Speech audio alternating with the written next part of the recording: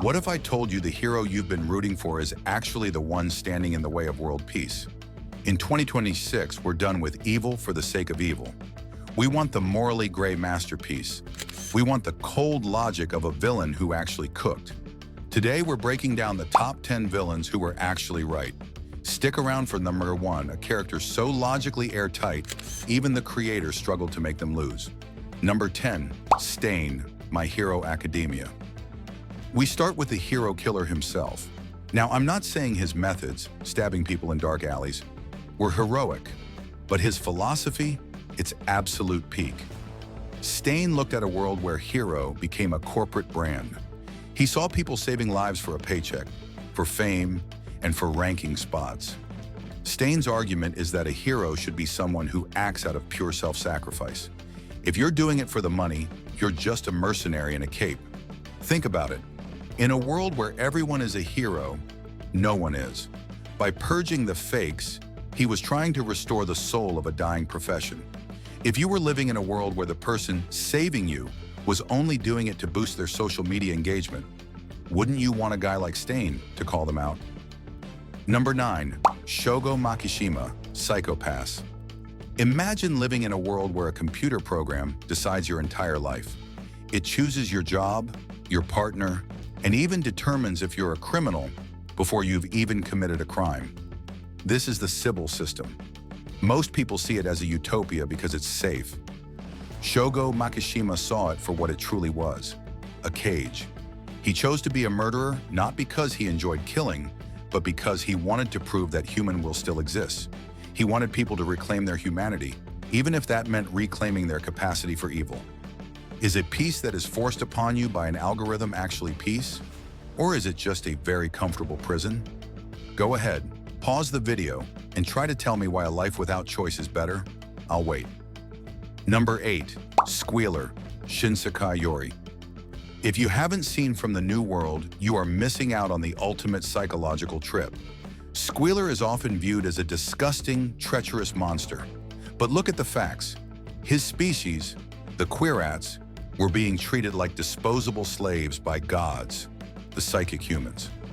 Squealer didn't want to conquer the world for fun. He wanted basic human rights for his people. He realized that the gods would never see his kind as equals unless they were forced to. His evil actions were the only way to ensure the survival of his race. When he screamed, "We are human," at the end, he wasn't lying.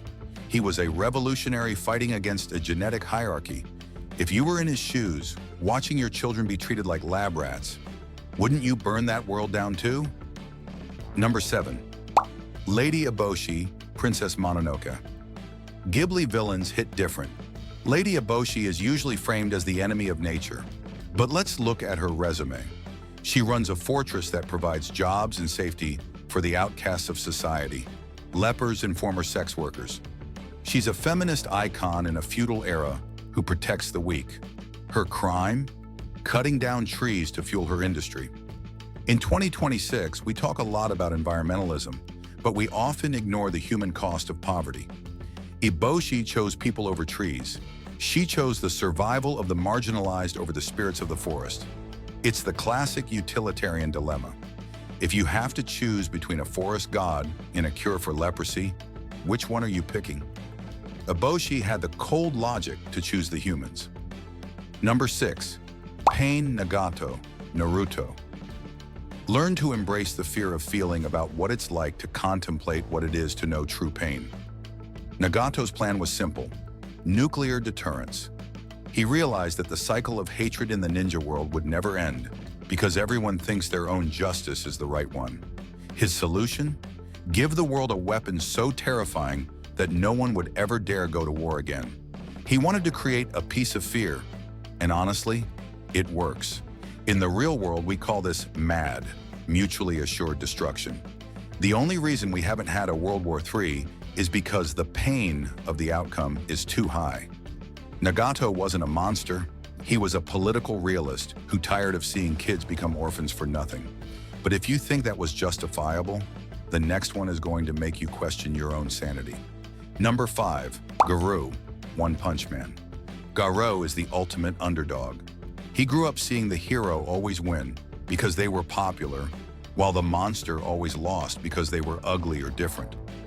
He realized that justice is just a popularity contest decided by the majority. His goal? To become the ultimate evil that unites humanity. He figured that if there was one monster so scary that everyone had to team up to fight it, then human conflict would finally stop. He wanted to be the common enemy so that we could finally have peace. It's a selfless, lonely path. He was willing to be hated by everyone just to save everyone from themselves. That's a level of cold logic that most heroes couldn't handle. Number 4. Zeke Yeager, Attack on Titan. The Euthanasia Plan. This is where things get uncomfortable. Zeke Yeager looked at the history of the Eldian people, a history of 2,000 years of bloodshed, Titans eating people, and endless persecution. He realized that as long as Eldians existed, the world would never stop suffering. His solution wasn't a massacre. It was a gentle end. He wanted to use the founding Titan to make it so Eldians could no longer have children. No more babies meant no more Titans, and eventually the Eldian race would just fade away peacefully. No more war, no more being hunted. Is it better to keep a cursed race alive just to see them suffer for another millennium? Or is it more merciful to let the flame go out? It's a dark nihilistic solution, but from a purely mathematical standpoint of reducing total suffering, Zeke was 100% right. Number 3, L, Death Note. Wait, why is L on a villain list? Because in the eyes of many Light Yagami fans, L was the antagonist standing in the way of a crime-free world. But let's turn the tables. Light's original goal, ending crime, was a noble pursuit. Who doesn't want a world where you can walk down the street at 3 a.m. without looking over your shoulder? However, L was right because he understood the most important psychological truth. Absolute power corrupts absolutely. Light started by killing murderers and ended by killing FBI agents and innocent people who just got in his way. L wasn't just trying to catch a killer. He was trying to prevent a self-proclaimed God from becoming the world's biggest dictator. Light's goal of a peaceful world was right, but L was right that the cost, losing our legal freedoms to a teenager with a notebook, was too high. Number 2, Geto Suguru, Jujutsu Kaisen. Geto is a fan favorite in 2026, especially after the latest seasons. His descent into villainy is one of the most heartbreaking arcs in anime. He realized that Jujutsu sorcerers are trapped in an endless, thankless cycle. They die young, they see their friends mutilated, and all for what? To protect non-sorcerers, monkeys, whose negative emotions literally create the curses sorcerers have to fight. Geto's logic: if we kill all the non-sorcerers, curses will stop being born. Sorcerers will finally be free from the marathon of collecting vomit, as he called it. It sounds genocidal, and it is, but Geto was looking at it from the perspective of his family. He chose his own kind over a world that didn't even know they existed, let alone thank them for their service. He cooked a solution to a problem that had plagued humanity since the beginning of time. Number 1, Eren Yeager, Attack on Titan. Here we are, the final argument for freedom. Eren Yeager didn't want the gentle end of Zeke's plan. He didn't want his people to just lay down and die because the world thought they were devils. Eren's logic is the most primal form of human psychology. If someone tries to take my freedom, I will take theirs. He realized that the world would never stop until every single person on Paradise Island was dead. Diplomacy failed. Technology was catching up to Titans. The clock was ticking. Eren chose the rumbling because it was the only way to ensure that his friends, the people he loved, could live long lives. He didn't care about the greater good. He didn't care about the rest of the world. He cared about his world. In a survival situation, when it's your family versus the world, most people would like to think they'd be the hero. But Eren Yeager had the absolute peak resolve to be the monster his people needed. His plan was so logically consistent with his character's obsession with freedom that the story practically had to break its own rules to give the heroes a chance. Eren wasn't a villain, he was a consequence. He was the result of a world that refused to stop hating. When you push a man into a corner for 100 years, you don't get to act surprised when he comes out swinging. So looking back at this list, do you still feel confident in your moral compass?